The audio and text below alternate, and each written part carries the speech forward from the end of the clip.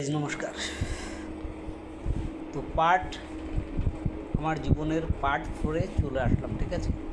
তার আগে সবাইকে স্বাগত আমার HR প্লাবন ব্লগে। তো পার্ট 4টা হচ্ছে জীবনটা এমনই একটা জায়গা যেখানে আপন মানুষও আপন ভাবে না। যাকে নিয়ে তুমি 15 বছর 16 বছর সংসার করেছো, তার মনের বিন্দু কোণায় তুমি জায়গা করতে পারো, ঠিক আছে। তেমনই আমার বেলা হয়েছিল। তো সেই স্ত্রী আমার শ্বশুরবাড়ি, মানে আমার এক্সের বাবার বাড়ি চলে যায় সন্তানকে নিয়ে।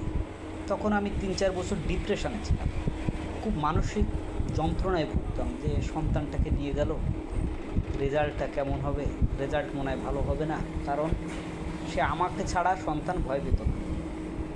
আর আমার সন্তান আমার কাছে থাকলে অবশ্যই A+ পেত, সেই সন্তান যে B পায়। তারপরে শুনি সন্তানকে আমি 100 বার ক্ষমা করেছিলাম, 100 বারও 100। তো বলেছিলাম যে তুমি তোমার মায়ের কাছে 29 দিন থাকবে, আমার কাছে 1 দিন থাকবে, এটাই আমি হ্যাপি।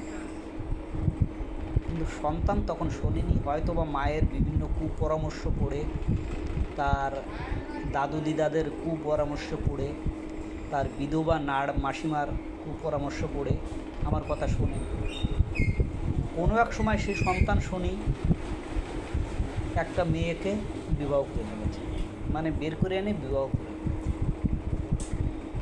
তো গাইজ, আমি সবসময় একটা কথা বলি যে দুষ্টু গরুর চেয়ে শূন্য গোয়াল অনেক ভালো। আমি তাদের মনে করি না, তবে হিস্ট্রি শোনাতে যখন এসেছি তখন তো বলতেই হবে। তো তাদের আমি মনে করি না, তারা পাস্ট ইজ পাস্ট। আমি দুজনকে আমার জীবন থেকে মৃত বলে ঘোষণা করেছি, এবং আমার বাবার যতটুকু জায়গা সম্পদ আছে এর কিঞ্চিত পরিমাণও আমি বেঁচে থাকতে তারা পাবে না, আমি দেবো না। তাতে কোর্ট কাচারি যাই হোক না, কোর্ট কাচারি করে যা করে না, আমার রক্ত থাকাকালীন, আমি বেঁচে থাকাকালীন তাদের আমি সেখানে ঢুকতে দেবো না, সে জায়গাও দেবো না। কারণ একটা মানুষকে 100 বার ক্ষমা করার পরেও যদি সেই মানুষটা তখন না বোঝে, তখন কিন্তু একটা লোক ডিপ্রেশনে চলে যায়, যে কিনা 16 বছর সংসার করার পরেও স্ত্রী বাচ্চা তাকে ফকির বানিয়ে, মানে 8 থেকে 10 লক্ষ টাকার ইনভেস্ট নিয়ে চলে যায়। তো সেই মানুষটা কি আর সেই অতীতের দিকে ফিরে তাকাতে চায়? হ্যাঁ, কিছু কিছু অতীত আছে, সেগুলোকে ফিরে তাকাতে হয়, যেমন মা বাবার স্মৃতি, মা বাবার অতীতের কথা, এগুলো মনে হয়।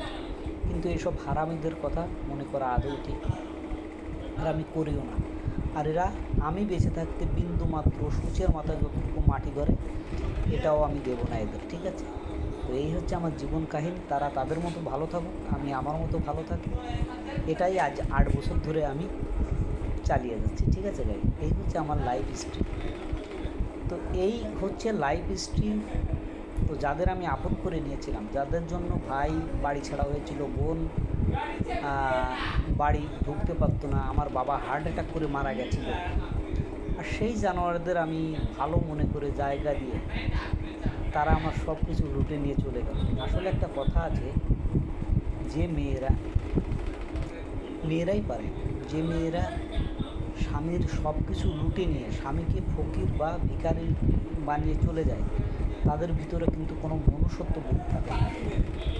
মানে মানুষ হয়েও মানুষের মতো রূপ তাদের ভিতরে থাকে না, শুধু একটা কাঠাম। এই জন্যে ওদের আমি জীবনে কখনো ক্ষমা করব না। ওরা মরলো কি বাঁচলো এটাও আমি দেখব না। আর আমায় বলা আছে যে আমি মরে গেলে আমার কোনো ক্রিয়াকর্ম যেন তারা না, ঠিক আছে, ক্রিয়াকর্ম যেন তারা না করে। আর আমি ক্রিয়াকর্ম করুক এটা আমি চাই না, যেহেতু তাদের আমি মৃত বলে ঘোষণা করেছি। একটা লোকের কাছে যখন জ্যান্ত মানুষ, মানে জ্যান্ত মানুষ মারা যায়, তার কোনো অস্তিত্ব থাকে না। অতএব আমি তাদের স্মরণ করি না, করতে চাই না। যে কটা দিন বেঁচে আছি এভাবেই জীবনটা কাটিয়ে দিতে চাই। তারা যেন আমার কোনো কিছুর প্রতি আর লোভ না করে। যা নিয়েছে 8 থেকে 10 লক্ষ টাকার ইনভেস্ট, এরা ওই নিয়ে সুখে থাকুক, আমি এটা চাই।